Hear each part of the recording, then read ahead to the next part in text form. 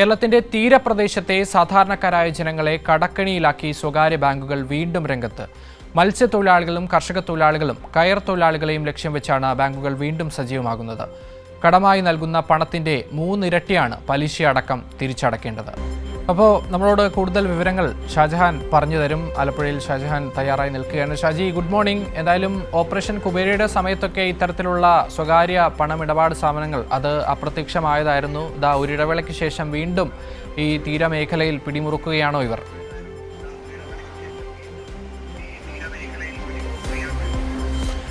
Good morning Akshay.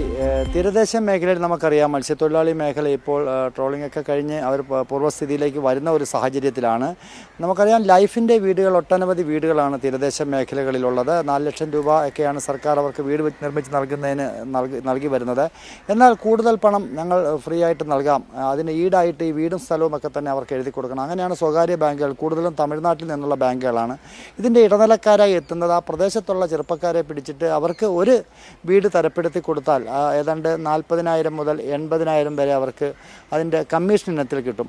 അങ്ങനെ ഓരോ ആൾക്കാരെയും പിടിച്ചുകൊണ്ടാണ് ഈ സാധാരണക്കാരായ വീട്ടിലെത്തുകയും ഈ പേപ്പർ വർക്കുകളൊക്കെ ചെയ്ത് അവരുടെ അക്കൗണ്ടിൽ തന്നെ പണം എത്തിച്ചു കൊടുക്കുകയാണ്. ഒരു ബാങ്കിൽ പോകേണ്ടി വരുന്നില്ല, അങ്ങനെ യാതൊരുവിധ ഫോർമാലിറ്റീസും ഇല്ല. പക്ഷേ ഇങ്ങനെ പൂർണ്ണമായിട്ടും അവരുടെ വീടുകളിൽ പണമെത്തുന്ന ഒരു സ്ഥിതിയിലേക്ക് പോകുന്നു. അപ്പോൾ അങ്ങനെ വരുമ്പോഴത്തേക്ക് എല്ലാവരും പണമെടുക്കുന്ന ഒരു സ്ഥിതി വരുന്നു. കാര്യം 1 ലക്ഷം രൂപയ്ക്ക് നിങ്ങൾ മാസം 1000 രൂപ വെച്ച് അടച്ചാൽ മതി എന്ന് സാധാരണക്കാരായ ജനങ്ങളെ പറഞ്ഞ് പറ്റിക്കും. അതിന് 15,000 രൂപ 20,000 രൂപയ്ക്കാണ് ഒരു മാസം ഇവർക്ക് അടവ് വരുന്നത്. അതിൽ നിന്ന് ഏതാണ്ട് 500 രൂപ അല്ലെങ്കിൽ 1000 രൂപ മാത്രമാണ് മുതലിലേക്ക് പോകുന്നത്. 20 വർഷം 25 വർഷത്തേക്കാണ് ഇത് കൊടുക്കുന്നത്. അങ്ങനെ വരുമ്പോൾ സ്വാഭാവികമായിട്ടും ഈ എടുക്കുന്നത്, ഇപ്പോൾ 4 ലക്ഷം രൂപ എടുത്താൽ 12 ലക്ഷം രൂപ കൃത്യമായിട്ട് അടച്ചാൽ നൽകേണ്ടി വരുന്നു.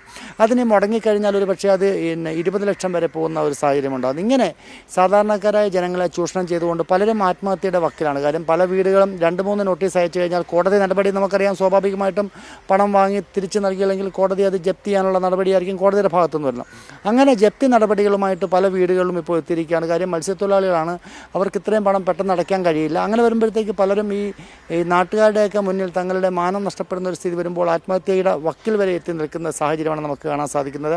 നേരത്തെ അക്ഷയ് സൂചിപ്പിച്ച പോലെ തന്നെ ഓപ്പറേഷൻ കുബേരയൊക്കെ ഉണ്ടായപ്പോൾ ഇത്തരം പലിശക്കാർ, വൻകിട പലിശക്കാരൊക്കെ ഒന്ന് മാറി നിൽക്കുകയായിരുന്നു. വീണ്ടും ആഭ്യന്തര വകുപ്പ് ശക്തമായിട്ട് കുബേരയുമായിട്ട് രംഗത്ത് വരണം, അല്ലെങ്കിൽ ഓപ്പറേഷൻ കുബേരയുമായിട്ട് ഇനിയും രംഗത്ത് വരണം എന്നുള്ള ഒരു ആവശ്യമാണ് പൊതുവെ ജനപ്രതിനിധികളുടെ ഭാഗത്തുനിന്നുണ്ടാകുന്നത്. കാര്യം ഈ സാധാരണക്കാരെ ജനങ്ങളെ പറഞ്ഞു പറ്റിച്ചുകൊണ്ടാണ് ഇങ്ങനെ ലക്ഷങ്ങൾ നൽകി അതിൻ്റെ 3-4 ഇരട്ടി പലിശ ഇനത്തിൽ വാങ്ങിക്കൊണ്ടിരിക്കുന്നത്. ഈ മുതൽ കിട്ടിക്കഴിഞ്ഞാൽ പിന്നീട് അവർക്കത് ജപ്തി ചെയ്യുക, അല്ലെങ്കിൽ ഇവരെ ഭീഷണിപ്പെടുത്തി ഏതെങ്കിലും തരത്തിൽ ആ സ്ഥലം കൈക്കലാക്കുക എന്നുള്ള ലക്ഷ്യം മാത്രമാണുള്ളത്. കൂടുതലും സർക്കാർ നൽകുന്ന സഹായമായിട്ട് നൽകുന്ന ലൈഫിലൊക്കെ പെടുന്ന വീടുകളും സ്ഥലങ്ങളും ഒക്കെ തന്നെയാണ് ഇങ്ങനെ ഇവർ ചൂഷണം ചെയ്തുകൊണ്ടിരിക്കുന്നത്. അക്ഷയ്. ശരി ഷാജഹാൻ, എന്തായാലും വ്യക്തമാണ്. ഒരു ഇടവേളയ്ക്ക് ശേഷം വീണ്ടും ഇത്തരത്തിലുള്ള സ്വകാര്യ ബാങ്കുകൾ അത് ആലപ്പുഴയുടെ തീരദേശ മേഖലയിൽ താമസിക്കുന്ന ആളുകളെ ചൂഷണം ചെയ്യുന്നതിന് വേണ്ടി വീണ്ടും ഇറങ്ങി തിരിച്ചിരിക്കുകയാണ്. അതുമായി ബന്ധപ്പെട്ട വിശദാംശങ്ങളാണ് ഷാജഹാൻ നൽകിയത്.